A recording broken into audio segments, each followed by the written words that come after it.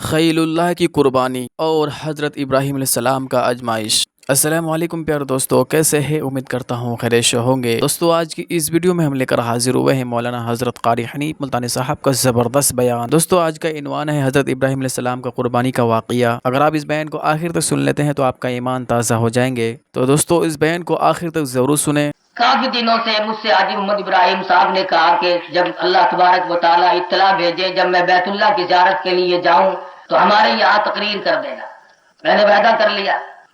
اب اطلاع ملی ان کو فوراً اتفاقیہ اور بہت جلد وہاں پر کراچی پہنچنے کی۔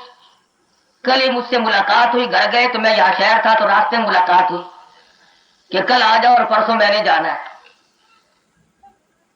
تو میں نے غنیمت سمجھا کہ ایسے وقت میں جب کوئی شخص اللہ تبارک و تعالیٰ کے دربار میں حاضری کا ارادہ لے کر جا رہا ہو، اس کی حوصلہ افزائی ہونی چاہیے تاکہ وہ وہاں جائے اور جتنے بھی جائیں وہ سب کے سب اللہ کے حضور میں ساری مخلوق کے لیے مغفرت کی دعا فرمائے۔ اللہ تبارک و تعالیٰ کا بے انتہا کرم اور احسان ہے، جسے وہ اپنے دربار میں بلائے اس کی مرضی۔ یہ جو حج والی سعادت ہے یہ دولت سے بھی نہیں ملتی۔ کروڑا پتی لوگ پڑے ہیں اور کبھی دھیان بھی نہیں آیا کہ میں کعبے کی طرف جاؤں، اور بے شمار لوگ ایسے ہیں ارادہ بھی کرتے ہیں لیکن ایسے مشکلات میں پھنسے ہوئے کہ نکل نہیں سکتے۔ بڑا خوش نصیب ہے وہ آدمی جس کو اللہ تبارک و تعالیٰ اپنے یہاں بار بار حاضری کا موقع عطا فرمائے، اور دعا ہے کہ اللہ پاک ہر مسلمان کو نصیب فرمائے، ہر مرد عورت کو اللہ پاک اپنے دربار کی حاضری کی سعادت بخشے۔ میں نے قرآن مجید کی چند آیات مختلف مقامات سے تلاوت کی۔ مختصر سے وقت میں کوشش کروں گا کہ ان کے متعلق کچھ معلومات عرض کر دوں تاکہ آپ حضرات کو بھی زیارت کعبہ اور دیدار روز رسول صلی اللہ علیہ وسلم کا شوق پیدا ہو، ذوق پیدا ہو، طبیعت میں شغف پیدا ہو اور رغبت پیدا ہو۔ جمعے میں میں نے اسی لیے یہ اعلان کیا تھا کہ رات کو انشاءاللہ اسی موضوع پہ کچھ گفتگو ہوگی اور جو مجھے یاد آئے گا میں آپ حضرات کو سنا دوں۔ بار صورت آپ بھی تشریف لے آئے، اللہ پاک نے مجھے بھی پہنچا دیا، اور دعا کرو اللہ پاک حاجی ابراہیم کو بھی اور ہر حاجی کو خیریت سے لے جائے اور خیریت سے لائے، اور وہاں پہ مکمل صحت اور تندرستی عطا فرمائے، اور ارکان حج جو ہیں وہ تمام کے تمام اللہ پاک ادا کرنے کی توفیق عطا فرمائے۔ بار صورت مولانا بیت اللہ شریف کی تعمیر کے سلسلے میں بیان فرما رہے تھے، میں بھی محسوس ہو رہا تھا، آپ حضرات بھی لطف اندوز ہو رہے تھے، تو میں نے سوچا کہ مولانا سے اوپر تو کیا جاؤں اور پیچھے ہٹاتا ہوں۔ سیدنا ابراہیم علیہ السلام اپنی برادری سے مار کھا کر،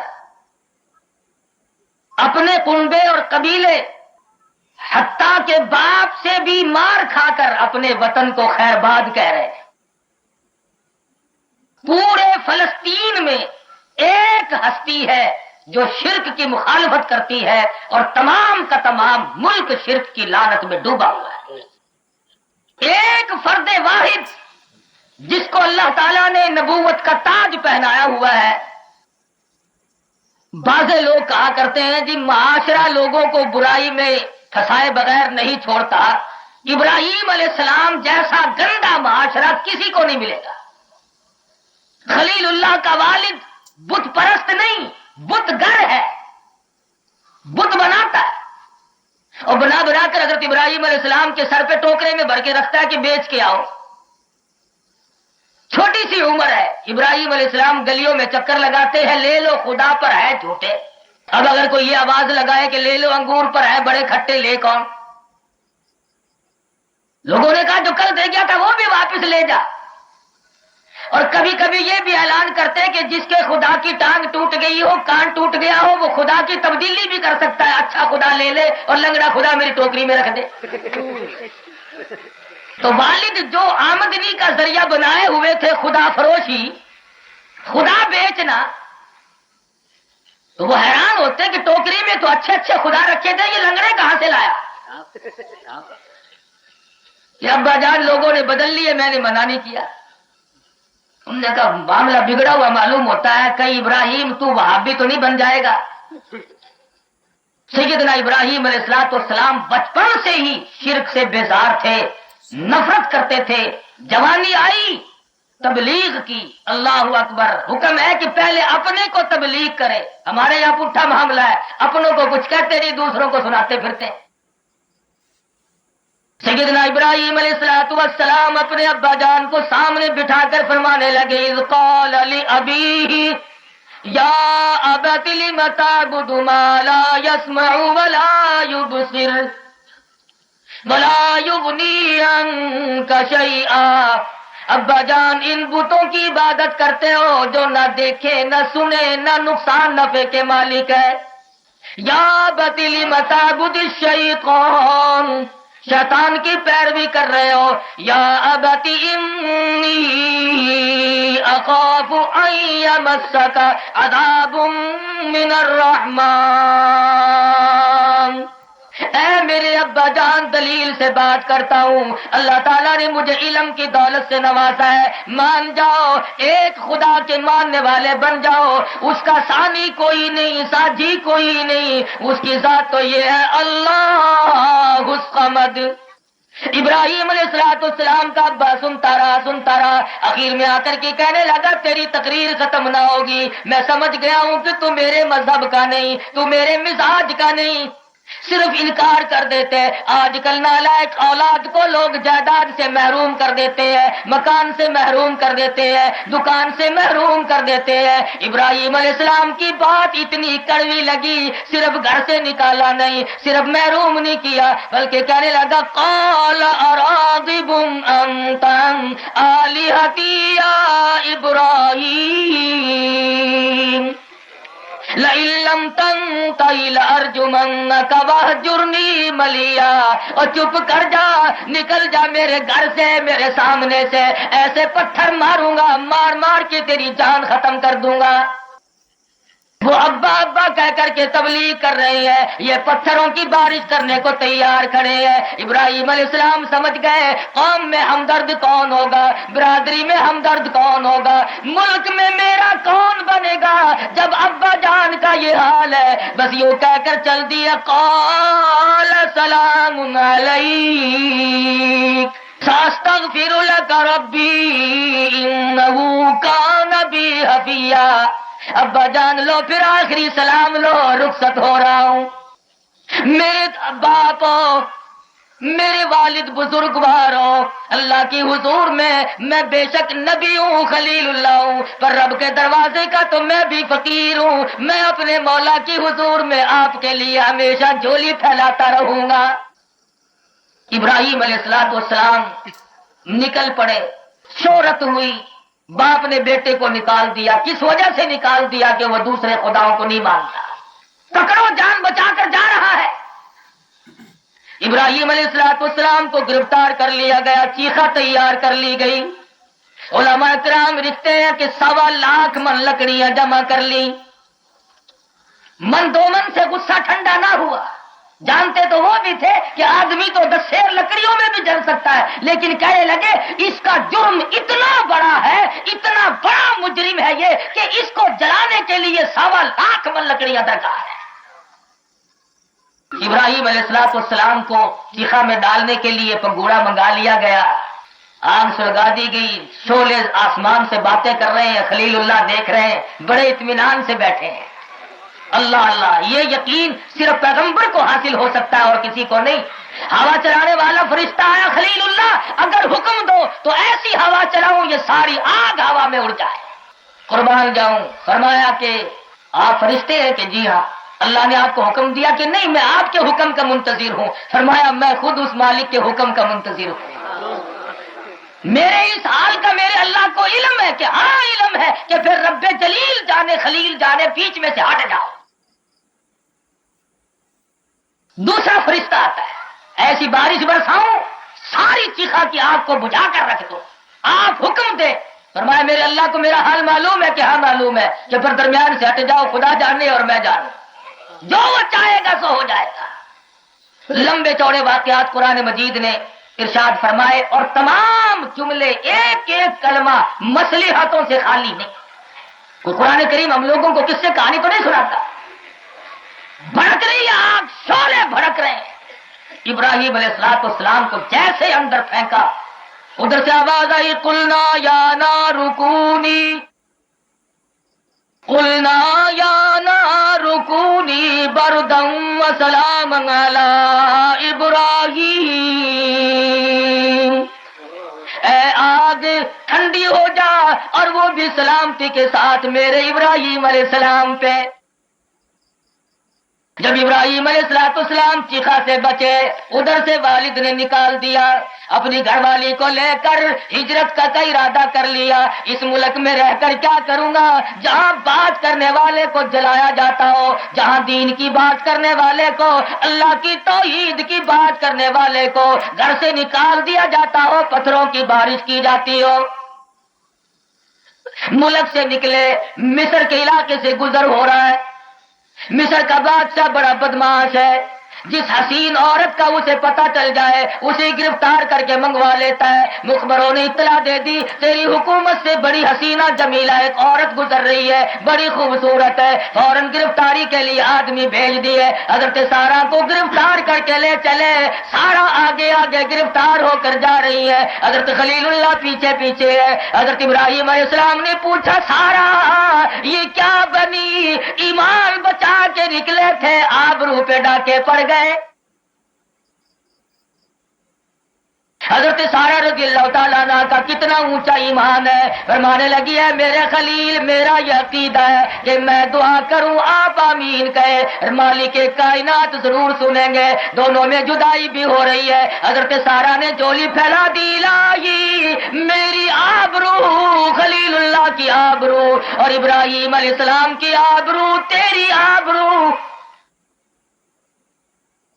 حضرت سارہ کو گرفتار کر کے محل میں لایا گیا۔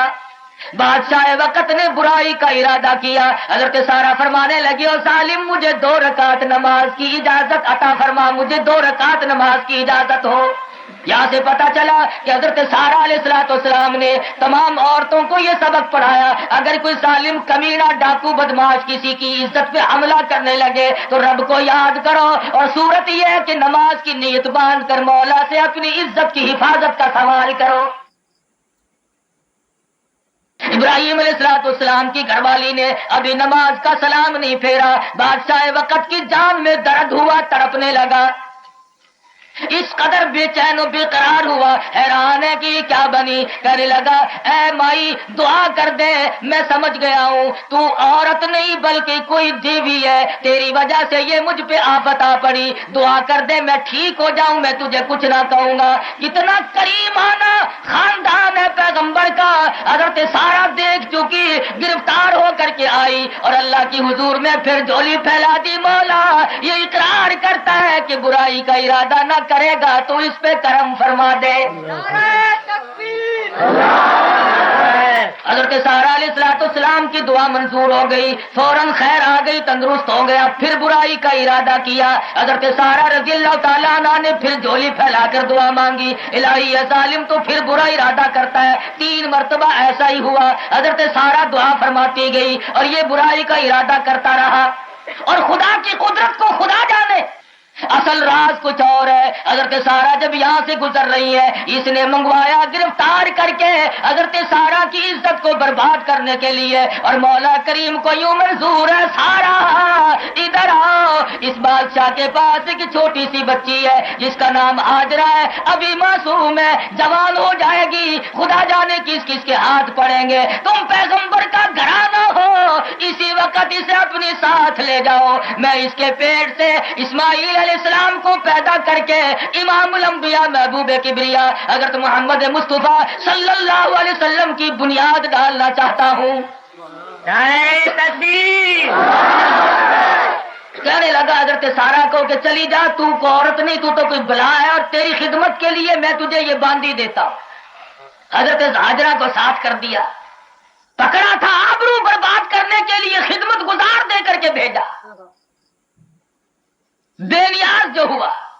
حضرت ہاجرہ کو ساتھ لے آئی، ابراہیم علیہ السلام سے نکاح فرما دیا، سیانی ہوئی، جوان ہوئی، اسماعیل علیہ السلام پیدا ہوئے، بڑھیپے کی اولاد ہے، اکلوتا بیٹا ہے، اللہ تبارک و تعالیٰ کی فوراً آزمائش آئی، اور आजमाइश क्या आई, अल्लाह तबारक व तआला को मंजूर है कि जब सरकारी इमारतों के संगे बुनियाद रखे जाते हैं, वजीर आजम आता है, सदर आया करता है, गवर्नर आया करता है। अब चूंकि बुनियाद रखनी है बैतुल्लाह की और आमद है रसूलुल्लाह की, इसलिए आज वजीरों की जरूरत नहीं, आज गवर्नरों की कोई मोहताजी नहीं, आज सदर की जरूरत नहीं, आज अमीरों सफीरों की कोई जरूरत नहीं। आज मासूम बच्चा हाजरा का आएगा, ज़बीहुल्लाह होगा और उसकी नर्म और नाजुक एड़ियों की रगड़ से मैं बैतुल्लाह की बुनियाद रखवाना चाहता हूं।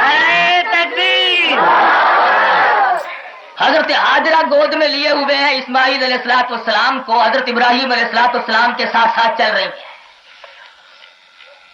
लक्कोदक मैदान, सहरा, सैकड़ों मील में कोई आबादी नहीं, न चश्मा, न कुआं, न नहर, न पानी, न बाग, न बहार, कोई शय नहीं वहां, चटियल मैदान। इब्राहिम अलैहिस्सलाम जहां जमजम का कुआं है, हजरत हाजरा को यहां बिठा के, थोड़ी सी खजूरें हैं और थोड़ा सा पानी है, वो पल्ले है, और यहां बिठा के माँ ने बेटे को गोद में लिए हुए है, प्यार कर रही है। धूप है, गर्मी है, आदमी नहीं, परिंदा नहीं, चरिंदा नहीं, शय कोई नहीं दुनिया की, और बगैर कुछ बताए हुए इब्राहिम अलैहिस्सलाम यूं ही चल दिए। हजरत हाजरा समझी किसी जरूरत से गए होंगे। जब काफी दूर जा निकले तो हजरत हाजरा ने खड़े होकर आवाज दी, ऐ खलील, मुझे इस मैदान में छोड़कर कहां चले, कहां जा रहे हो? इब्राहिम अलैहिस्सलाम ने न मुड़ के देखा और न देखने की इजाजत थी। अगर मुड़ के देखा तो हजरत हाजरा को कुछ बताना पड़ेगा। अगर हाजरा को पहले बता दिया जाए कि तेरी साथ यूं होगा, फिर इम्तिहान क्या, फिर तो ड्रामा बन जाएगा, फिर आजमाइश क्या हुई, फिर इम्तिहान क्या हुआ। और अगली बात, इब्राहिम अलैहिस्सलाम बता भी कैसे थे, खुद उन्हें भी इल्म नहीं। अगर इब्राहिम अलैहिस्सलाम को ये इल्म हो कि मैं यहाँ छोड़ूंगा, यहाँ जमजम का चश्मा जारी होगा, फिर खलीलुल्लाह का क्या कमाल है। अगर हम जैसे को यूं हुक्म हो जाए कि भाई 1-2 दिन की परेशानी आएगी, फिर यूं होगा, ये तो काम हम भी कर देंगे। मैं यारे नबूवत को लोग नहीं जानते। कमाल तो ये है कि कुछ भी पता ना हो और उस वहदहू ला शरीक की आवाज पे, उसके हुक्म पे ऐसा यकीन करे गोया मेरी आंखों ने सब कुछ देख लिया। नारे तकबीर। इब्राहिम अलैहिस्सलाम चले ही जा रहे हैं, मुड़ के देखते नहीं। हजरत हाजरा हैरान है, मैं औरत जात, गोद में बच्चा, ये मैदान, ये सहरा, बात क्या है। अरब की औरत थी, दौड़ लगाई, दौड़ी दौड़ी करीब आई। इब्राहिम अलैहिस्सलाम, खलीलुल्लाह, क्या बात है, क्या हुआ? बोलने की इजाजत नहीं। सामने आई, बराबर चली, पीछे चलती रही, बताओ तो सही क्या बात है। खलीलुल्लाह, मेरा जुर्म बताओ, माफी चाहूंगी, मेरा कसूर बताओ, इसलिए मुझे यहां छोड़ रहे हो। इब्राहिम अलैहिस्सलाम बोलते नहीं। हैरान है हजरत हाजरा, पैगंबर, नबी, खलीलुल्लाह, और ये मैदान और ये बच्चा और मैं औरत, और जवाब नहीं। फौरन समझ गई कि इनका कनेक्शन तो कहीं और होता है। खुद ही कह उठी कि खलीलुल्लाह, कहीं उस मालिक के कायनात का यूं हुक्म तो नहीं। तो यूं जरा सा सर हिलाया यूं कि हाँ, जुबान से नहीं। अब यूं नहीं, हजरत हाजरा ने कहा कि अच्छा हुक्म उसका तो पूरा कर रहे हो, फिर बताओ सूरत क्या बनेगी। मैं औरत जात हूं, ये मैदान है, बात क्या है। कुर्बान जाऊं हाजरा तेरे ईमान पे, सर का इशारा देखती, फिर यूं ना पूछा तुम कहाँ जाओगे, फिर कब आओगे, क्या बनेगी। जिस जगह पे पहले हजरत हाजरा को बिठाया था, दौड़ी दौड़ी इस तरह पे वहीं जा बैठी, गोया के कदमों के निशानों को पहचान गई थी और मंजिल मकसूद को भी पहचान गई थी। फरमाने लगी, फिर जाइए, बेशक आप तशरीफ ले जा सकते हैं, जिसका हुक्म है वही मालिक कायनात मेरी खबर लेगा। बैठ गई अल्लाह का नाम, कोई राह गुजर नहीं, आने जाने वाला नहीं, कुछ भी तो नहीं। चंद खजूरें थी, वो खत्म हुई। रात आती है, दिन आता है, चला जाता है, कोई भी तो नहीं। पानी खत्म हुआ, खजूरें खत्म हुई, भूख लगी, प्यास लगी, छातियों से दूध उतरना बंद हुआ। इस्माइल अलैहिस्सलाम की हालत नाकाबिले बर्दाश्त हो गई। मुफस्सिरीन लिखते हैं कि इस्माइल अलैहिस्सलाम की भूख और प्यास की वजह से जुबान बाहर निकल आई। आखिर हाजरा मां थी, तड़प उठी, 2 पत्थर खड़े किए, 2 पत्थर खड़े किए, एक पत्थर ऊपर रखा, छांव का इंतजाम हो रहा है।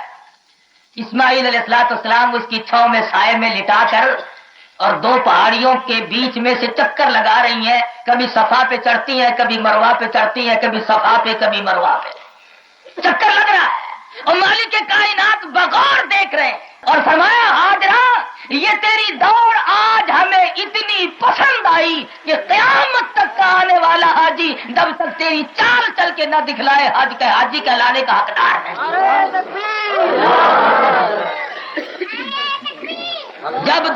جب چڑھی صفا پہ کانوں میں کچھ آواز سی آئی تو رو کے کہنے لگی جب میرا بچہ چل بسے گا تو میں کیا کروں گی؟ میں نے آواز سنی ہے میری امداد کر۔ لوٹ کے آئی، کیا دیکھتی ہے؟ نرم و نازک ایڑیاں جو بچے نے بھوک اور پیاس کی وجہ سے زمین میں رگڑی، اللہ تبارک و تعالیٰ کے حکم سے پانی کا چشمہ جاری ہے، آ بیٹھی اور چاروں طرف مٹی کا کنارہ بنانے لگی، زم زم زم، ٹھہر جا ٹھہر جا، رک جا، مشکیزہ بھر لیا، خود بھی پیا، اسماعیل علیہ السلام کو بھی پلایا۔ اللہ تبارک و تعالیٰ کو منظور ہے کہ یہاں پہ بیت اللہ تعمیر کرانا ہے، اس لیے آج اسماعیل علیہ السلام کی نرم و نازک ایڑیوں سے یا اس کی بنیاد رکھی گئی، سنگ بنیاد رکھوایا گیا۔ اور ادھر حضرت ابراہیم علیہ السلام جب چھوڑ کر گئے ہیں تو بتقاضا بشریت پہاڑ کی آڑ میں ہو کر سجدہ شکر بجا لائے، الہی یہ گھر والی اور یہ بچہ تیرے حوالے ہے، مولا مجھے صبر شکر کی بھی توفیق تو ہی عطا فرمائے گا۔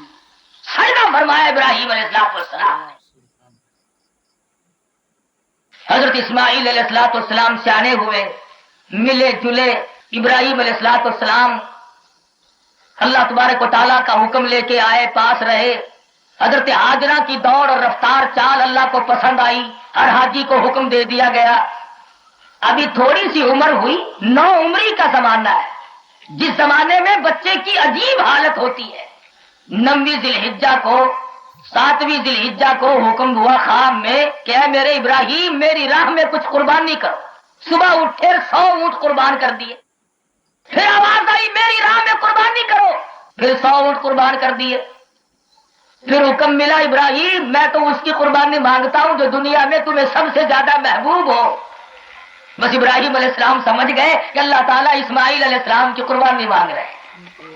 بیت اللہ بننے سے پہلے کتنی قربانیاں ہیں، اور یہ قربانی پہ قربانی، یہ منجن پہ منجن کیوں چل رہا ہے؟ اس لیے کہ حضرت رسول کریم صلی اللہ علیہ وسلم ان کی پشت سے لانا ہے، اور وہاں پہ میں نے تاج نبوت اڑا کر بس اس سلسلے کو ختم کر دینا ہے۔ اتنی مدائی ہو، اتنا صبر و شکر آ جائے کہ کتنی بیمار پڑے کالی کملی والا کسی مسئلے میں کسی طرح سے بھی نہ گھبرائے۔ نعرہ تکبیر۔ تھوڑی سی عمر ہے، سمجھ گئے ابراہیم علیہ السلام۔ حضرت ہاجرہ سے کہنے لگے نہا دو دعا دو، کپڑے عمدہ پہنا دو، بہترین دوست کو ملا کے لاؤں گا آج اپنے بیٹے کو۔ لگا اچھا۔ ماں نے بیٹے کو تیار کیا، نہلایا دھلایا، کپڑے پہنائے، خوشبو لگائی، بچے کو باپ کے ساتھ کر دیا، چپکے سے بغل میں رسی اور چھری بھی دبا لی۔ جب تھوڑی سی دور گئے، اب شیطان تو پرانا پاپی ہے، اس نے سوچا یہ تو کام آگے بڑھے گا، اور اگر یہ کام چل پڑا تو قیامت تک کے لوگوں میں ایک بات پڑ جائے گی، بنیاد پڑے گی۔ اس نے سوچا کہ سب سے پہلا ہتھیار عورت پہ چلاؤ۔ عورت قدرتی طور پر کچھ ذرا ناسمجھ ہوتی ہے، ناقص العقل ہوتی ہے، یہاں دو لگاؤ لگے گا ضرور۔ آج کل بھی جو لوگ اور عقیدہ خراب کرنے کے درپے ہوتے ہیں وہ مردوں سے بات کم کرتے ہیں، عورتوں پہ زیادہ ڈاکہ مارتے ہیں۔ کسی کو کہا کہ تجھ پہ جادو کر دیا، کسی کو کہا تجھ پہ فلانی نے ٹوٹکا کر دیا، آخر کار جب تک گھر گھر میں لڑائی نہ ہو تو کھاتا نہیں چلتا۔ ہمارے یہاں میں شہر سے ذرا باہر رہتا ہوں، شہری آدمی نہیں ہوں میں، دیہاتی ہوں، آپ لوگ شہری ہیں ماشاءاللہ، سمجھدار لوگ۔ کئی سال کی بات ہے، ایک آدمی آیا اور عورتوں میں یہ خبر پھیلا دی کہ میں 10 کے نوٹ کا 100 کا نوٹ بنا دوں۔ جس عورت کے پلے نہیں تھا پڑوسن سے ادھارا مانگ کے لائی، ذرا دینا 10 کا نوٹ میں بھی 100 کا بنوا لوں۔ اس نے 2-1 ہزار روپے 2-3 ہزار روپے اکٹھے کر کے اور کہنے لگا تمام کی تمام آنکھیں بند کر لو، ابھی بنتے ہیں، اور جب تک میں نہ بولوں جس نے آنکھ بیچ میں کھول دی اس کا نوٹ 10 کا رہے گا، راکھ بن جائے گی۔ انہوں نے آنکھ بند کر لی، بس وہ انشاءاللہ تشریف لے گئے۔ سب سے پہلے چلایا. کہنے لگا کہاں ہے وہ تیرا بچہ اسماعیل؟ کہ والد کے ساتھ گیا. کیوں لے گئے؟ کہاں گئے؟ کہ وہ اپنے دوست کو ملانے کے لیے لے گئے. نے کہا دوست کو نہیں کہ اور ذبح کرنے گئے. بغل میں چھری رسی تھی. اس نے کہا کم وقت کبھی کسی نے آج تک کسی باپ نے بھی اپنے بچے کو ذبح کیا؟ بڑھیپے کی اولاد. اور یہ آپ سے میں سوال کروں تو جواب نہیں دے سکتے. اس کے حسن و جمال کا کیا کیفیت ہوگی جس کی پیشانی میں امام الانبیاء محبوب کبریا حضرت محمد مصطفیٰ صلی اللہ علیہ وسلم کی نور نبوت جگمگا رہی ہوگی. اس پیشانی کی خوبصورت ہونے کی کیا انتہا ہوگی. کتنا حسین ہوگا وہ چہرہ جس کی پشت سے سرکار مدینہ تشریف لا رہے ہیں. انہوں نے کہا ایسا بچہ شکل کا بہترین طبیعت کا ایسا نہیں ہو سکتا. کمال تو یہ ہے کہ شیطان بھی کبھی کبھی سچ بول دیتا ہے پر پاکستانی مسلمان کبھی بھی نہیں بولتا. سچ بولنے پہ مجبور ہوا اور کہنے لگا ہاجرہ ابراہیم مجبور ہے. نے کہا کیا مجبوری آ گئی جو بیٹے کو ذبح کر رہا ہے؟ کہ خدا کا حکم ہے. نے کہا اچھا خدا کا حکم ہے؟ کہ ہاں. وہ رونے لگی. شیطان سمجھا بن گیا میرا کام، لگ گیا تو رو رہی ہے. شیطان کہنے لگا ہاجرہ رو کیوں رہی ہو؟ کہ اس لیے رو رہی ہوں اکیلے کیوں گئے، مجھے بھی ساتھ لے چلتے، چھری کی ایک آدھ رگڑ میں بھی لگاتی. وہ تو ایک اسماعیل ہے، ہزاروں اسماعیل ہو اور مالک کائنات کا حکم ہو اپنے ہاتھوں سے میں ذبح کرتی. خلیل اللہ اور پہ کیوں لے گئے، پردے میں کیوں لے گئے؟ میرے سامنے ذبح کرتے، میں خود ذبح کر دیتی. اور دو جہان کے ڈاکو میرا ایمان لوٹنے آیا ہے. حفیظ کہتا کہ یوں کہنے لگی بس کر لائن بس کر لائن اپنی قالو قیل بھی، اور میں بھی تیار ہوں اور میرا اسماعیل بھی. ہزاروں اسماعیلوں میں سب کو قربان کر سکتی ہوں. حضرت ہاجرہ نے اٹھا کر کنکریاں ماری شیطان کو. اللہ پاک کو یہ ادا بھی پسند آئی. ہاجرہ جب تک ہر آنے والا حاجی یہاں کھڑے ہو کر تیری طرح سے کنکری نہیں مارے گا حاجی کہلانے کا حقدار نہیں. آخرکار شیطان نے سوچا چلو اب آگے چل کر دوڑ لگاتے ہیں. ابراہیم علیہ السلام کے پاس آیا اور کہنے لگا بڑھیپے کی اولاد ہے، یوں قربانی نہیں دیا کرتے، اور صدقہ کر دو اور خیرات کر دو. آج تک دنیا میں کبھی ایسا ہوا نہیں کسی باپ نے اپنے بیٹے کو ذبح کیا ہو. ابراہیم علیہ السلام پیغمبر تھے، سمجھ گئے شیطان ہے. انہوں نے بھی یہاں پہ کنکریاں ماری. حکم ہوا جہاں میرے خلیل اللہ نے کنکریاں ماری ہر حاجی کو یہاں پہ کنکریاں مارنی پڑیں گی. آخری دو لگانے کے لیے اسماعیل علیہ السلام کے قریب آیا، سر پہ ہاتھ پھیرا، پیار کیا. بچہ کچھ رونا دھونا شروع کر دے. کیوں، کیا بات ہے؟ ارے تیرا ابا تجھے ذبح کرے گا. کیوں ذبح کرے گا؟ کبھی کسی باپ نے آج تک کسی بیٹے کو ذبح کیا تو نہیں. کہنے لگا خدا کا حکم جو ہے، معصوم بچے نے بھی اٹھا کر کنکریاں ماری. اور ظالم ڈاکو شیطان تو کہاں سے آیا؟ میرا کہاں نصیبہ؟ حکم خدا کا ہو، ہاتھ نبی کا ہو، ذبح میں ہوں. انہوں نے بھی کنکریاں ماری.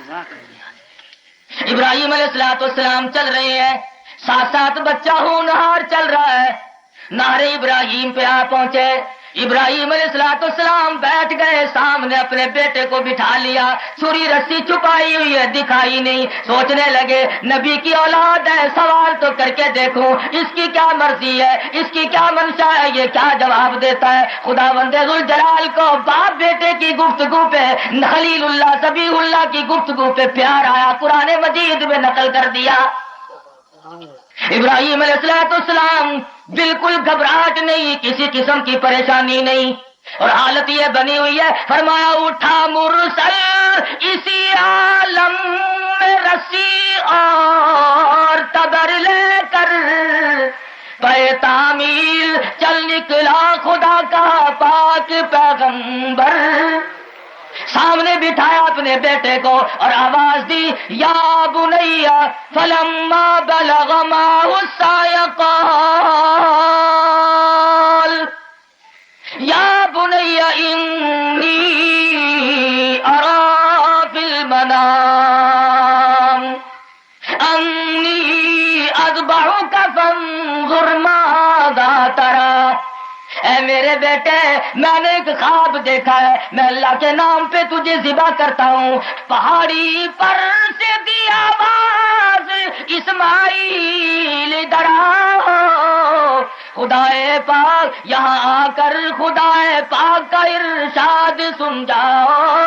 پدر بولا کہ بیٹا آج میں نے خواب دیکھا ہے، اور آگے بڑھ کر کے فرمایا اے میرے ابا جان میں جانتا ہوں میں اکلوتا بیٹا ہوں، میں پیارا بیٹا ہوں، آپ میرے والد بزرگوار ہے، پدری شفقت موجود ہے، جب آپ مجھے ذبح کریں گے کئی حالات بگڑ نہ جائیں، آپ کو ترس نہ آ جائے، میں ایک ترکیب بتاتا ہوں اور وہ یہ میرے ہاتھ پاؤں رسی میں باندھ دو تاکہ خدا کی راہ میں ذبح ہوتے وقت میں حرکت نہ کرنے پاؤں، قربانی اس کی راہ میں ہو، حرکت میں کروں کہیں بے ادبی نہ ہو جائے۔ ابراہیم علیہ السلام کی یہ رائے پسند آئی اور فرمایا کہ مجھے اونڈا کر کے لٹا لینا، نہ باپ بیٹے کی نگاہیں ملے نہ شفقت جوش میں آئے۔ ابراہیم علیہ السلام کو پکڑ کر کے نہیں ڈالنا پڑا، رسی میں کھینچ کر کے نہیں لانا پڑا۔ جب اسماعیل علیہ السلام نے دیکھا جب بجان اب تیار ہے، حالت یہ ہے ہوئے اب ہر طرح تیار، دونوں باپ اور بیٹا، چھری اس نے سنبھالی تو یہ جھٹ قدموں میں آ لیٹا۔ خود بخود قدموں میں اسماعیل علیہ السلام آ لیٹے، نیچے کو منہ کر لیا، گدی کی طرف سے ابراہیم علیہ السلام نے چھری چلانی شروع کر دی، اور حالت یہ ہے پچھاڑا اور گھٹنا سینہ معصوم پر رکھا، چھری پتھر پہ رگڑی، ہاتھ کو حلقوم پر رکھا، چھری چلا رہے ہیں چلا رہے ہیں چلا رہے ہیں، عرض کیا ابا جان مجھے تو پتہ بھی نہیں چلتا، کئی حکم خداوندی میں کوتاہی نہ ہو جائے، آپ زور سے چھری چلائے اور میرے بیٹے میں تو پورا زور لگا رہا ہوں، ابا جان مجھے تو بالکل پتا تک نہیں، چھری تو اپنا کام نہیں کرتی، اور کرے کیسے، چھری بھی خدا کی مخلوق ہے۔ آواز آئی چھری اوپر خلیل اللہ نیچے ذبیح اللہ، خبردار اگر ایک بال کا رونگٹا بھی کاٹا تو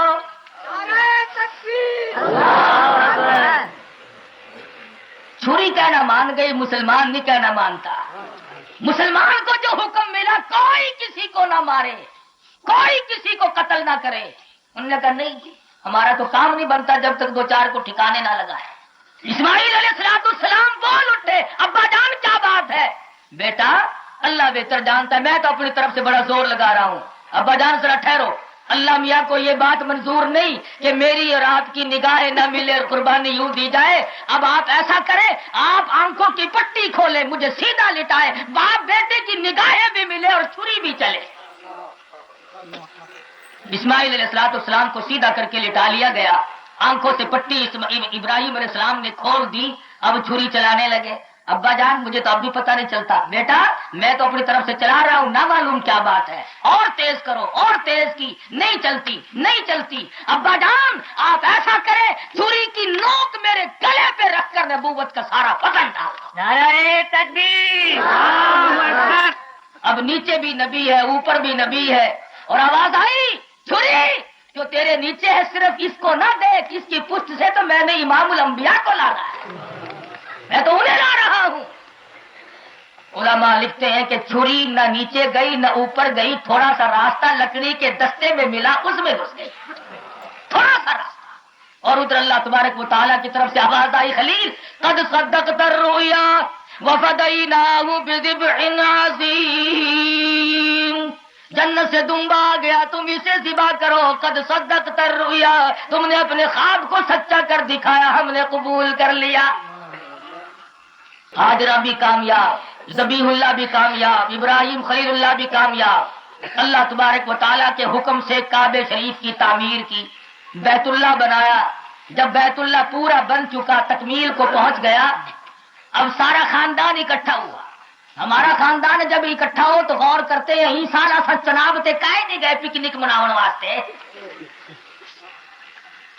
تاکہ فجر کو اخبار آیا پہ ہوئے کہ سارا خاندان مر گیا، ساڈا خاندان جو اکٹھا ہوئے گا تے وہ دی گل مرے ہوئے سن آج ایو جی شہ چاڑوں جیڑی کدی نہ چاڑی ہوئے اور یہ خاندان جب اکٹھا ہوا ہے اللہ اللہ ابراہیم علیہ السلام اٹھے جولی پھیلا دی لائی بیت اللہ میں نے تعمیر کر دیا تیرے حکم کی تعمیل کی جو بڑی عمر کے عمر رسیدہ لوگ ہوں ان کے حق میں میری دعا قبول فرما جو اس بیت اللہ کا دیدار کرنے زیارت کرنے طواف کرنے آئے مولا کریم اس کے صغیرہ کبیرہ گناہ کو معاف کر دے سارے خاندان نے آمین کہی حضرت سارا اٹھی اور جولی پھیلا کر دعا مانگتی ہے رب کائنات جو بڑی عمر کی عمر رسیدہ بوڑھی عورت تیرے گھر کا طواف کرنے آئے حج کرنے آئے اس کے حق میں میری دعا قبول فرما اس کے اگلے پچھلے سارے گناہوں کو معاف کر دے حضرت حاجرہ اٹھی اور دعا کر رہی ہے الہ العالمین نوجوان عورت جو تیرے گھر کا طواف کرنے کے لیے آئے اس کی اور کوئی غرض نہ ہو اس کے حق میں میری دعا قبول فرما اس کی ساری خطاؤں کو بخش دے حضرت اسماعیل علیہ السلام اٹھے باقی خاندان نے دعا مانگی الہی جو نوجوان کی عمر میں مرد نوجوان آئے بیت اللہ کا طواف کرے یہاں پہ دیدار کے لیے آئے اور وہ تمام چیزوں سے بچ بچ کر آئے بشرطے وہ شرک نہ کرتا ہو اس کے حق میں میری دعا قبول فرما اس کی ساری خطاؤں کو بخش دے جب سارے خاندان نے دعا مانگی امت محمد رسول اللہ صلی اللہ علیہ وسلم کے لیے تو اللہ پاک نے حکم دیا میرے محبوب آپ درود شریف جو صحابہ کرام کو سکھائیں اس خاندان کا اس میں ذکر کرو تاکہ ان کی دعاؤں کا ان کو بدلہ ملتا رہے تم نہ تھے تم عالم ارواح میں تھے تم موجود نہ تھے ابراہیم علیہ السلام کے خاندان نے تمہارے لیے بوڑھوں کے لیے عورتوں نے عورتوں کے لیے جوان عورت نے جوان عورت کے لیے جوان مرد نے جوان مردوں کے لیے بوڑھے ابراہیم نے بوڑھوں کے لیے جب انہوں نے تمہارے لیے دعا کی ہے تو اب تمہیں بھی چاہیے کما صلی تعالی ابراہیم وعلی آل ابراہیم انک حمید مجید یوں کہہ کر ہر نماز میں خلیل کی اولاد اور خاندان کا ذکر کیا نعرہ تکبیر اللہ تبارک و تعالیٰ کا بڑا کرم اور احسان ہوتا ہے اس آدمی پہ جو ابراہیم علیہ السلام کے بنائے ہوئے اور اللہ پاک کے بنوائے ہوئے فرمایا دنیا میں سب سے پہلا گھر بیت اللہ تعمیر ہوا حاجی حضرات جانتے ہیں یہاں سے سفر کرتے ہیں وہاں جدے جا کر اتر جاتے ہیں راستے میں پریشانی بیماری کئی ایک تکلیفیں آ جاتی ہیں قسم دے کر آپ کسی حاجی سے پوچھیں جیسے حرم محترم میں قدم رکھا نہیں اور سارے غم غلط ہوئے نہیں بیت اللہ پہ نگاہ پڑی نہیں اور سارے دکھ درد دور ہوئے نہیں فوراً تمام چیزیں بھول جاتا ہے اور حدیث میں آتا ہے کہ 500 سال کی عبادت ایک طرف اور بیت اللہ کو ایک سیکنڈ کے لیے تکنا ایک طرف صرف دیکھنا 500 سال کی عبادت سے زیادہ کا ثواب ملتا ہے ایک نگاہ بیت اللہ پہ ڈالنے کی وجہ سے اور اللہ تبارک و تعالیٰ نے کتنی کریمی فرمائی حرم محترم میں پہنچ گئے وہاں پہ پہنچے بیت اللہ کا طواف کرنا شروع کر دیا اپنے لیے دعا مانگ رہا تھا اللہم اغفر لی اللہم اغفر لی اللہم اغفر لی ذنوب الہی میرے گناہوں کو بخش دے یا اللہ میری خطاؤں کو معاف کر دے رب کریم کا دریائے کرم جوش میں آیا اور آواز آئی حاجی جی حاجی صاحب آپ بیت اللہ کا طواف کر رہے ہیں کوئی چھوٹے موٹے شہنشاہ کا دربار نہیں یہ تو مالک کائنات کا دربار ہے صرف اپنا پیٹ کیوں پیٹ رہے ہو صرف اپنے لیے سوال کیوں کرتے ہو آخر تیری اولاد بھی تو ہے جس نے خوشی خوشی ابا اماں کا رخصت کیا ہے اور انہوں نے تیاری کر کے بھیجا ہے میرا دربار ہو اور دریائے کرم جوش میں ہو صرف اپنے لیے کیوں مانگتے ہو بلکہ یوں کہو ربی جعلنی مقیم الصلاۃ ومن ذریتی الہی مجھے بھی اور میری اولاد کو بھی پکا نمازی بنا ربنا وتقبل دعا الہی میری دعاؤں کو مقبول فرما ادھر سے آواز آتی ہے حاجی صاحب بیت اللہ کا طواف کرنے والے آج میرا دریائے کرم بہ رہا ہے آج دریائے رحمت جوش میں ہے اولاد کے لیے بھی تم نے مانگ لیا اپنے لیے بھی سوال کر لیا اور کبھی تیرے ماں باپ بھی تو تھے آج اگرچہ تجھے یاد نہیں میں کیسے بھلا دوں میری تو وہ بھی مخلوق تھی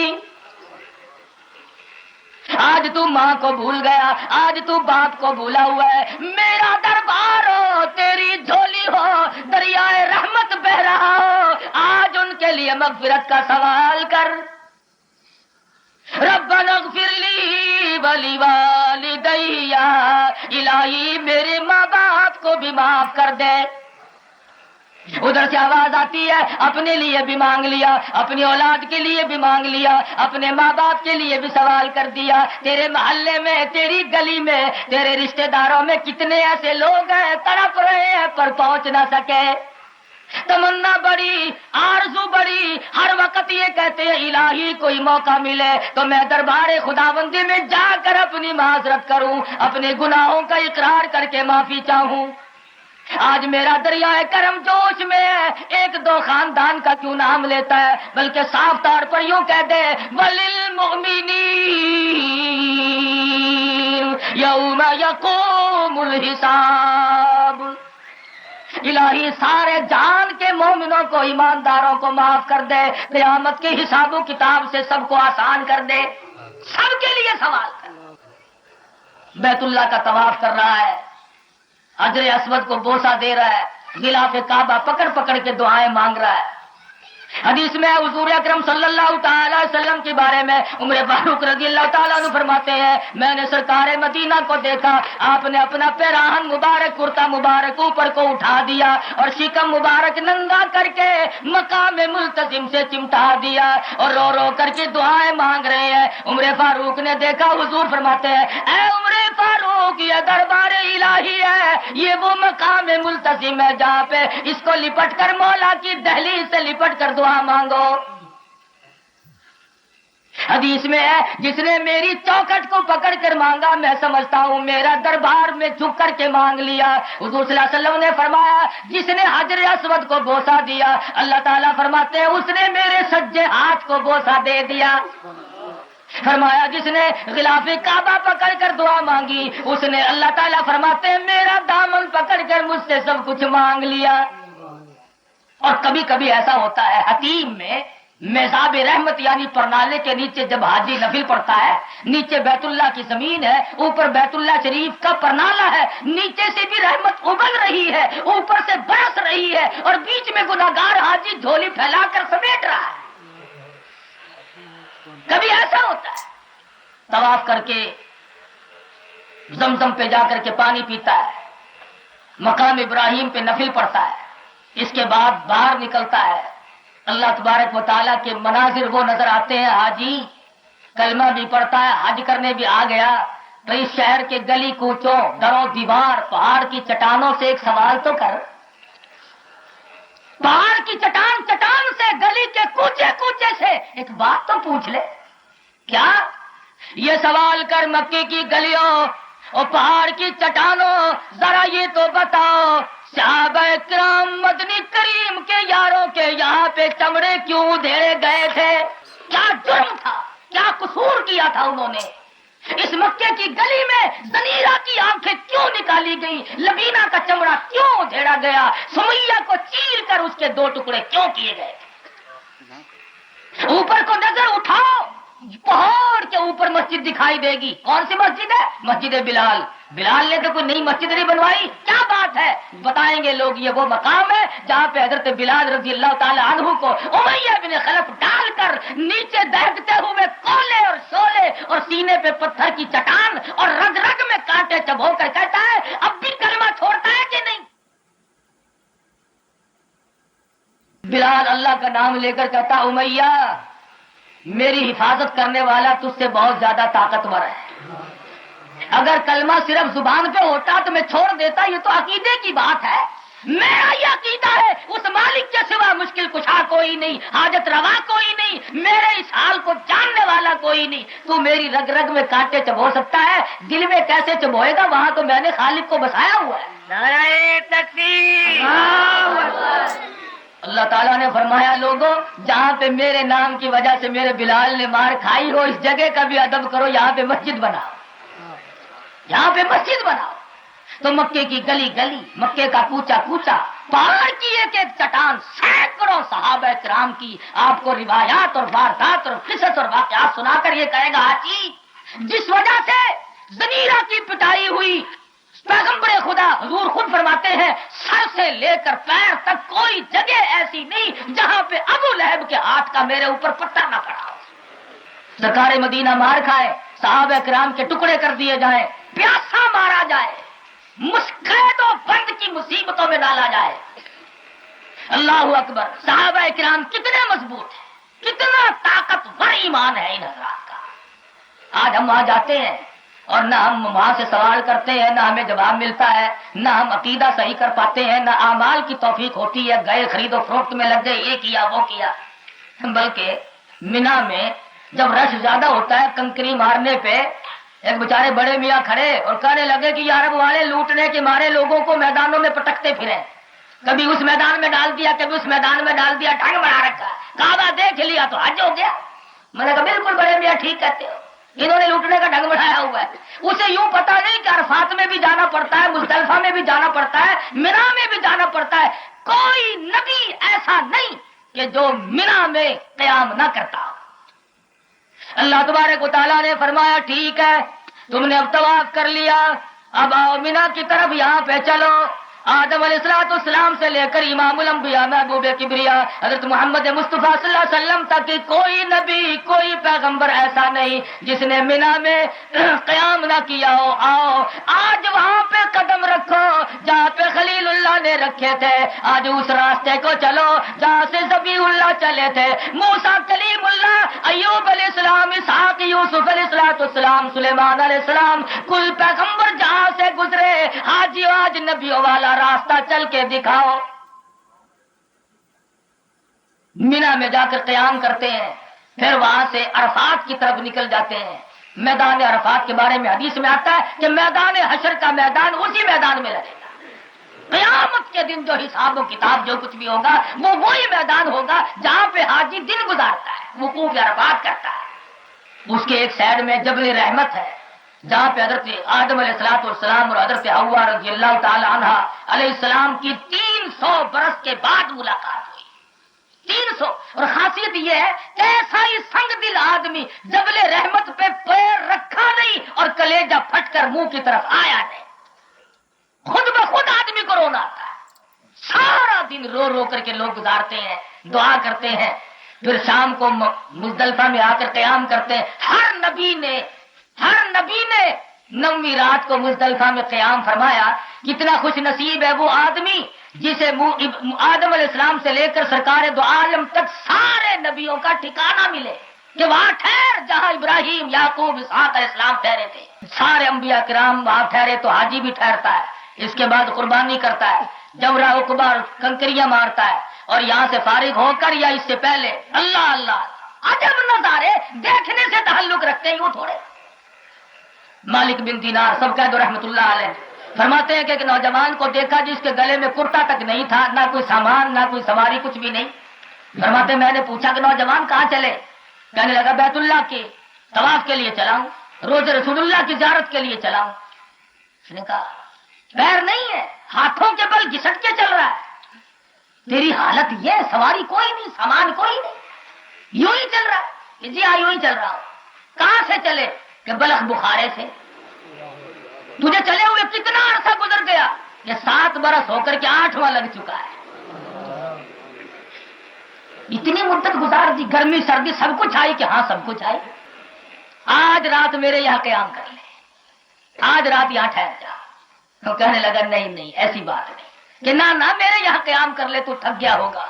کہنے لگا تمہاری گفتگو میں یہ جو میرے 2-4 منٹ صرف ہوئے ہیں، مجھے اس کا دکھ ہے کہ اتنی دیر میں تو 2-4 گز اور میں اپنے یار کے قریب ہو جاتا، تمہاری وجہ سے مجھے تاخیر ہوئی، دیر ہو گئی۔ اس نے کہا تھک گیا ہوگا، کچھ آرام کر لے۔ کہتا ہے کہ تھکنے کا میرے یہاں نام و نشان نہیں، کیوں؟ فرمایا کہ تیرے دیوانے مگر چلنے سے رک سکتے نہیں، تیرے دیوانے مگر چلنے سے رک سکتے نہیں، پاؤں تھک جاتے ہیں دل ان کے کبھی تھکتے نہیں۔ میرے یہاں میرا تھکنے وکنے کا نام و نشان نہیں، میں تو منتظر ہوں اس گھڑی کا کب وہ وقت آئے اور کب میں جا کر کے یوں کہوں کہ اے مدینے کے مہاجر سبز گنبد کے مکی، اے مدینے کے مہاجر سبز گنبد کے مکی، عرش ہے تیری قدم کے فیض سے یہ سرزمین، اور گنبد خضرا کے سائیں میں آ پہنچا ہوں، میں زیارت کے لیے بڑی محنت کر کے دور دور سے آیا ہوں، اور حالت یہ دیکھی ہے کوئی ان میں بادشاہ ہے، کوئی ہے ان میں فقیر، سب نظر آتے ہیں تیری دام الفت کے اسیر، چھوٹا بڑا امیر غریب تمام امتیاز ختم ہے، یہاں پہ سب کا لباس ایک ہے۔ ارکان حج سے فارغ ہو کر یا پہلے مدینہ منورہ کی طرف آدمی نکل جاتا ہے، اللہ پاک ہر مسلمان کو مدینہ پاک کی زیارت نصیب فرمائے، آمین۔ پہلے تو بات یہ نہیں سمجھ میں آتی تھی، اب تو میں بھی کہتا ہوں کہ مدینہ نہ دیکھا تو کچھ بھی نہ دیکھا، دنیا میں شے کوئی نہ دیکھی اگر مدینہ نہ دیکھا۔ عموماً وہاں کے بسوں والے رات کو حاجیوں کو لے کر نکلتے ہیں، ابھی 5-10 میل پہ مدینہ منورہ ہوتا ہے تو کمکموں کی روشنی نظر آتی ہے، ڈرائیور پیچھے کو منہ کر کے فوراً آواز لگاتا، حاجی انظر الی المدینہ، وہ دیکھو سامنے مدینہ آ گیا۔ جیسے جیسے قریب ہوتے جاؤ نرالی ہوا، نرالی خوشبو، نرالی فضا، تمام چیزیں بدل گئی۔ مکے میں جلال تھا، یہاں پہ جمال ہی جمال ہے، وہاں پہ جلال ہے۔ مکے کی کسی عربی کو ذرا سا چھیڑ دو نا، وہ رگڑنے کا ارادہ رکھتا ہے، اور یہاں پہ جمال ہی جمال ہے۔ مدینہ منورہ کے شہر میں داخل ہو جاؤ، ہوا چل رہی ہے، دماغ سے ٹکرا رہی ہے، ایسا معلوم ہوتا ہے کہ روز اقدس سے یوں آواز آ رہی ہے، آ جاؤ آ جاؤ، میں تمہارا ہوں تم میرے ہو۔ غسل کرتا ہے، کپڑے بدلتا ہے، خوشبو لگاتا ہے، گیا ہے حرم نبوی کی طرف، فرمایا جا وہاں سے گزر جہاں سے جبریل گزرا کرتا تھا، باب جبریل سے حرم نبوی میں داخل ہو رہا ہے، اور آگے بڑھ کر فرمایا آج ریاض الجنہ میں کھڑا کر کے 2 رکعت نماز ادا کر، اللہ پاک تجھے نصیب کرے زندائی بہشت میں کھڑا کے نماز ادا کر۔ 2 رکعت نماز ادا کرتا ہے، 2-3 تسبیح درود شریف کی پڑھتا ہے، ارادہ ہے کہ دربار رسالت میں حاضری دوں، صلاۃ و سلام عرض کروں۔ تجربے کی بات ہے، تمام زندگی کا ریکارڈ، پوری زندگی کا اعمال نامہ یوں سامنے آ جاتا ہے، کہاں دربار رسالت اور کہاں تیری روح سیاہی۔ خود بخود آدمی کا دل کہتا ہے او آقا دو عالم کے دربار میں یہ منہ لے کر پیش کیسے ہوں، جس منہ سے کفر بکا، جس منہ سے گالیاں بکی، جس منہ سے جھوٹ بولا، جس منہ سے حرام کھایا، جن آنکھوں سے حرام دیکھا، آج وہ نگاہیں روزے اقدس پہ ٹھہرتی ہے۔ بار بار ارادہ ہے چلوں، پیشی دوں، حاضر ہوں، اعمال نامہ کہتا ہے کیا کرے گا جا کر پہلے جائزہ تو لے کہ تیری کرتوت کیا ہے، تو کر کے کیا آیا ہے۔ کبھی آج ہی حیران ہوتا ہے کہ میں اب کیا کروں کیسے کروں، کبھی منہ پہ پھیرتا ہے میرے آقا میری شکل بھی تیری صورت کے خلاف ہے، میرا عمل بھی تیری شریعت کے خلاف ہے، میرا عقیدہ بھی تیرے قرآن اور سنت کے خلاف ہے، کیا شکل لے کر میں اس دربار میں حاضر ہوں، اٹھ کر چلنا چاہتا ہے کمر اجازت نہیں دیتی، پاؤں چلتے نہیں۔ مذاق تو نہیں، ڈی سی آفس میں آدمی گھستا ہوا ڈرتا ہے، یہ شہنشاہ کائنات کا دربار ہے، دربار رسالت ہے، مذاق تو نہیں۔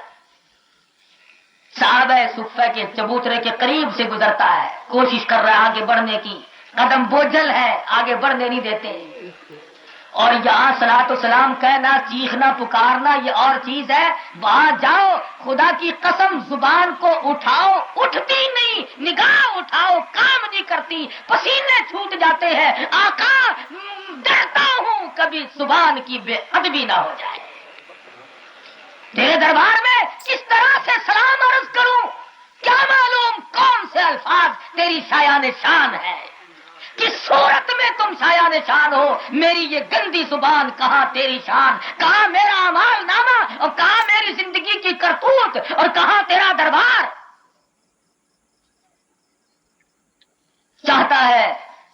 خود بھی عرض کروں، ساتھیوں نے رشتہ داروں نے کہا تھا کہ سلام عرض کروں، بس پسینے چھوٹتے ہیں، آنکھوں سے جھڑی جاری ہو گئی بارش کی، اور زبان گونگی ہے اور جھکا ہوا سا کھڑا ہے اور حیران ہے کہ میں اب کروں تو کیا کروں، کہوں تو کیا کہوں۔ دل ہی دل میں کہتا ہے آقا میرا کام تیرے دربار میں حاضر ہونا تھا، اب پیغمبر خدا صلی اللہ علیہ وسلم میں تیری شریعت کی تابع داری کروں گا، قرآن کی پیروی کروں گا، میں آج کے بعد اپنی زندگی کے اعمال نامے کو بدلوں گا، اپنی زندگی میں انقلاب لاؤں گا۔ اس کے بعد ایک دو جملہ کہنے کی تھوڑی سی جرأت ہوتی۔ اب یہ الگ بات ہے کہ سب کچھ وہاں سے کرنے کے بعد پھر آ کر کے آدمی یہاں مکر جائے، پھر بھی بگڑ جائے۔ کبھی کبھی ایسا بھی کرتے ہیں لوگ۔ لودرا اڈے اور اسٹیشن کے درمیان میں ایک محتاج عورت بیٹھی تھی، فقیر معذور عورت تھی، نابینا، کٹوری آگے رکھی، کوللی اس میں لوگ پیسے ڈال رہے تھے۔ گزرتے گزرتے ایک آدمی کو شرارت سوچی، اس نے کوللی اٹھا لی اور وہ کٹوری اٹھا کے چل دیا۔ عورت آخر لگی حاجی جی پیسے نہ سٹو، میری کوللی تو نہ گن جو۔ وہ کہنے لگا توبہ توبہ، کہہ رہا اس کو کس نے بتایا کہ میں حاجی ہوں؟ کٹوری آگے رکھ کر کہنے لگا مائی اے دستا کو کہہ دسا کہ میں حاجی ہاں؟ اگر کاکا میں جان دیا حاجیا تو سوا یہ جو کام پیا کوئی نہیں کرتا۔ ایسا نہ ہو کہ وہاں بیت اللہ میں نہیں مانتا، میری عقل نہیں مانتی کہ جو نگاہیں بیت اللہ کو دیکھے، غلاف کعبہ کو دیکھے، جو نگاہ روزے رسول اللہ کو دیکھے اور وہ پھر غیر عورت کو دیکھ لے، عقل نہیں کام کر۔ سلام عرض کرتا ہے، سیدنا ابو بکر صدیق رضی اللہ تعالی عنہ کے سامنے جاتا ہے، سلام عرض کرتا ہے، عمر فاروق کے سامنے جاتا ہے، سلام عرض کرتا ہے۔ سرکار دو عالم صلی اللہ علیہ وسلم نے ان دو صحابہ کے لیے شرط قرار دے دیا کہ جو میری زیارت کرنا چاہے گا جب تک ان کی زیارت نہ کر لے وہ میری زیارت نہیں کر سکتا، جب تک ان کی زیارت نہ کرے، جو ان کی زیارت نہیں کرنا چاہتا نہ مجھے وہ مدینے میں پا سکتا ہے، نہ میں ان سے حشر میں الگ ملوں گا، نہ حوض کوثر پہ الگ ملوں گا۔ فرمایا ہاں کذا نبعث یوم القیامہ۔ نعرہ تکبیر، اللہ اکبر۔ جسے ابو بکر اور عمر فاروق سے بغض ہو وہ مدینے جائے ہی نہ، کیا کرے، حضور تو ملتے نہیں۔ سرکار دو عالم صلی اللہ علیہ وسلم نے اپنی زیارت کو شرط قرار دے دیا ان دونوں بزرگوں کی زیارت میں۔ جس کے بعد وہاں سے نکلتا ہے، باب سلام سے، باب رحمت سے نکل کر باہر جاتا ہے۔ پھر آدمی کو تھوڑا سا احساس ہوتا ہے کہ کچھ چائے وائے پیوں، کچھ کھاؤں پیوں، شوق ہوتا ہے کہ پوچھوں یہ کون سا بازار ہے، لوگوں مکے مدینے کی کیا شان بتلاؤں۔ تمہارے یہاں تو یہ روڈ ہے نا، Liaquat road, Jinnah road, Bhutto road, Khar road, Ramay road, اور وہاں پہ شاہراہ خالد ابن ولید، شاہراہ ابو بکر، شاہراہ عمر فاروق، شاہراہ عثمان ابن عفان، شاہراہ فاطمہ، شاہراہ علی، شاہراہ خدیجہ، وہاں کی تو شاہراہیں بھی ایسی ہیں۔ تمہاری شاہراہیں اور ہیں، ان کی شاہراہیں اور ہیں، تم اور ہو وہ اور ہے، بڑا فرق ہے تم میں اور مدینہ مدینہ ہے۔ اللہ بازار میں نکل کر جا کر پوچھتے ہیں بازار کون سا ہے، لوگ بتلاتے ہیں سوق النبی صلی اللہ علیہ وسلم، نبی کا بازار ہے، اور نبی نے بازار تو نہیں بنوایا، نبی کا بازار کیسے بن گیا؟ لوگ بتلائیں گے یہ وہ بازار ہے جہاں پہ رحمت دو عالم صلی اللہ علیہ وسلم تشریف لاتے تھے، یتیموں محتاجوں بیوہ عورتوں کا سودا خرید کر لے جاتے تھے۔ آج وہ ساری چیزیں مفقود ہو گئی، آج وہ چیزیں تلاش کی ہوئی نہیں ملتی کہ رحمت للعالمین کس طرح پہ لوگوں کے ساتھ خیر خواہی فرماتے تھے۔ اس کے بعد زیارتوں کے لیے لوگ نکل پڑتے ہیں۔ حضرت ابو ایوب انصاری رضی اللہ تعالیٰ عنہ کا مکان بالکل قریب ہے جو حضور کی ہجرت گاہ بنا تھا، سب سے پہلے قیام فرمایا تھا۔ ابو ایوب انصاری منتظر ہے، حیران ہے، سارے صحابہ کرام روٹیاں پکائے بیٹھے ہیں، بستر بچھائے بیٹھے ہیں، امام الانبیاء تشریف لا رہے ہیں۔ ابو ایوب انصاری اپنے بچوں کے بیچ میں بیٹھا ہوا رو رہا ہے، الہی میرا کہاں نصیبہ کہ سرکار مدینہ میرے یہاں تشریف لائے، میرے بچوں کا تو 3 دن سے پہلے فاقہ موجود ہے۔ فرمایا کسی کا بستر منظور نہیں، کسی کا کھانا منظور نہیں، ابو ایوب انصاری تیرے آنسو ہمیں منظور ہے۔ حضور صلی اللہ علیہ وسلم کی سواری یہاں پہ آ کر بیٹھ گئی، حضور تشریف لے آئے، ابو ایوب انصاری اپنے مقدر پہ ناز کرتا ہے، الہی تیرا شکر ہے غریب کی سنی۔ فرمایا ابو ایوب تم اوپر چلے جاؤ، ہم نیچے قیام کریں گے، اگر ہم اوپر گئے تو آتے جاتے میں ہمیں عورتوں کو پردہ کرانا پڑے گا۔ امام الانبیاء تو عورتوں کو پردہ کرائے، اور مسلمان ہو اور پھر اپنے آپ کو شریعت کا پابند بھی بتلائے اور پھر غیر عورتوں سے بیٹھ کر گپے بھی مارے. عجب تماشا ہے. کیونکہ ہمارے یہاں معیار کچھ اور ہے. کرتے سے ننگا آدھا ولی, منجو ننگا تو پورا ولی. آگے جی یہ پہنچا ہوا ہے, یہ نہیں دستے کتنے پہنچا ہوا ہے, یہ بڑے پہنچے ہوئے. اچھا اب ایوب انصاری کو حکم ملا اوپر چلے جاؤ. چلے گئے. رات آئی, دماغ میں بات آئی, نبی نیچے میں چھت پہ اوپر, بے ادبی. اب اگر نیچے جاؤں تو سرکار کے حکم کی خلاف ورزی ہوگی, چھت پہ بیٹھا رہوں بے ادبی ہوگی. مورخ لکھتا ہے ابو ایوب انصاری نے تمام رات منڈیرے پہ لٹک کے گزار دی. کیا ادب ہے ابو ایوب انصاری کے تھے. اس کے بعد آدمی اور زیارتیں کرتا ہوا سلمان فارسی کے باغ کو نکلتا ہے, ادھر جاتا ہے ادھر جاتا ہے. جبل احد کے قریب جا کے کھڑا ہوا, سیدنا امیر حمزہ رضی اللہ تعالیٰ عنہ کی قبر سے زبان حال سے آواز آتی ہے, حاجی روپیہ بھی خرچ کیا, وقت بھی خرچ کیا, آنا جانا بھی ہوا, بڑی مصیبت اٹھائی, تکلیف اٹھائی, لیکن کئی امتحان کے وقت میں فیل نہ ہو جانا. آؤ میں تمہیں سبق بتلاؤں. اگر اسلام کے لیے, ایمان کے لیے اگر 11 ٹکڑے بھی جان کے کرانے پڑے تو میری طرح کرا لینا, پر اپنے ایمان کو نہ چھوڑنا. نعرہ تکبیر. سبق جگہ جگہ سے ملتا ہے. جنت البقیع میں جاتا ہے, 10,000 صحابہ کرام وہاں پہ آرام فرما رہے. 10,000 سے زیادہ صحابہ کرام, سرکار مدینہ کی پھوپھیاں, ازواج مطہرات, بنات رسول, صحابہ کرام کا چمکٹا ہے. گلی گلی, کوچا کوچا, نرالا ہوا نرالی, حتیٰ کہ مدینہ منورہ میں سینکڑوں کتے گھومتے پھرتے ہیں. کبھی کسی حاجی نے کتے کو بھونکتا ہوا نہیں سنا. مدینے کا کتا بھی حیا کرتا ہے. یہ وہ شہر ہے جو سرکار مدینہ کا ہے, اور سرکار یہاں آرام فرما رہے ہیں. میرا بھونکنا بے ادبی نہ ہو جائے. مدینے کا کتا بھی ادب کرتا ہے, اور یہاں ہم مسلمان ہو کر اسلام کو بھونکتے ہیں. کلمے بنا لیے. اب تو کہتے لا الہ الا الانسان, کہ انسان کا کوئی خدا نہیں پر خود خدا ہے. مذہب کوئی شے نہیں, کوئی چیز مذہب نہیں. اگلے دن ایک آدمی کہنے لگا جی یہ جو اسلام نے قید لگا رکھی ہے نا, اس عورت سے نکاح جائز ہے, اس سے جائز نہیں, اس سے نکاح جائز ہے, اس سے جائز نہیں.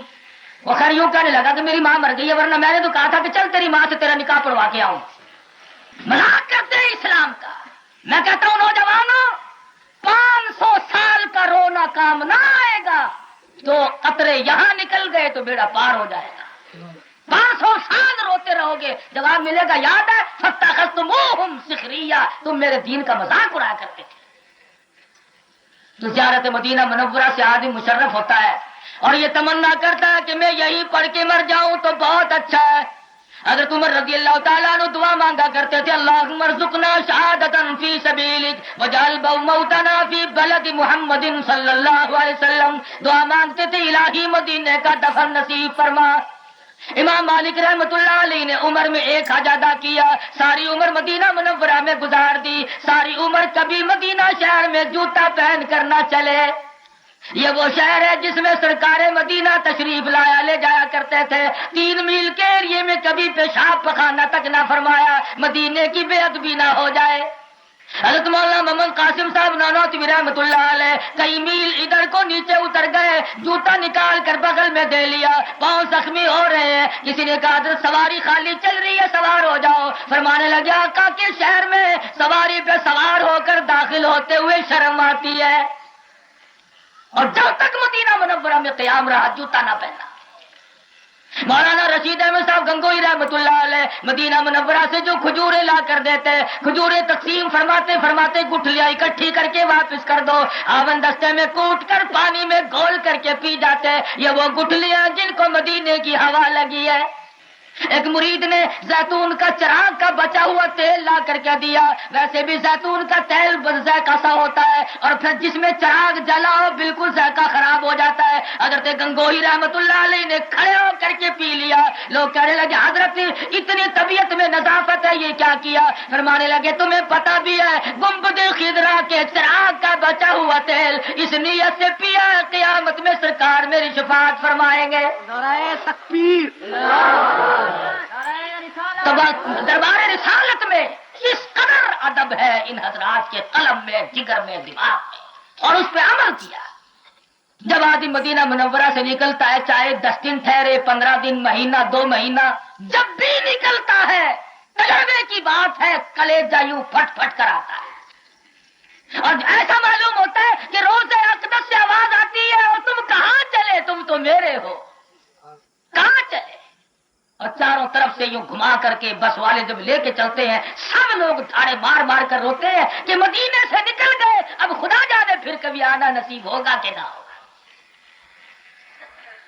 वापिस अल्लाह का नाम लेकर के अपने घर पहुंच जाता है। तो अर्ज कर रहा था कि बहुत बड़ी शहादत है, बहुत बड़ी खुशबख्ती है। अल्लाह तबारक व तआला हर मर्द औरत को नसीब फरमाए, और जो हुक्म अहकाम वहां से मिले, पहले मिले हुए कुरान मजीद और शरीयत के, अल्लाह पाक सबको पूरा करने की तौफीक अता फरमाए। बस में आखिर दावाना अल्हम्दुलिल्लाह रब्बिल आलमीन, बिस्मिल्लाहिर रहमानिर रहीम, अल्लाहुम्मा सल्लि व सल्लिम व बारिक अला सय्यिदिना व मौलाना मुहम्मदिन नबील उम्मील आशिमी व अला आलिहि व अस्हाबिही बर्रतिल किराम। दुआ फरमाओ अल्लाह ताला हाजी साहब, उनकी घरवाली साथ जा रही है, खैरियत से ले जाए, खैरियत से लाए, तमाम अरकान और मुनासिक के हज अच्छी तरह से अदा करने की तौफीक अता फरमाए। जितने भी हाजी और भी दिल्ली गेट से कई दोस्त इधर उधर से, अल्लाह ताला सबको सेहत कामिला बख्शे। और माशाल्लाह बहुत ही खूबसूरत अंदाज से बयान फरमा रहे थे मौलाना हज़रत क़ारी हनीफ मुल्तानी साहब ने। अल्लाह पाक हज़रत की मग़फ़िरत अता फरमाए, आमीन। दोस्तों हम उम्मीद करते हैं आपको बयान पसंद आए होंगे। अगर आपको बयान पसंद आए हैं तो वीडियो को लाइक और चैनल को भी सब्सक्राइब ज़रूर कर लें, और कमेंट सेक्शन में ज़रूर बताएं आपको बयान कैसी लगी। दोस्तों हम इसी तरह लाते रहेंगे क़ारी हनीफ मुल्तानी साहब का ज़बरदस्त बयान। तो दोस्तों दुआ में याद रखिएगा, मिलते हैं किसी नेक्स्ट वीडियो में, जब तक के लिए अस्सलामु अलैकुम, खुदा हाफिज़।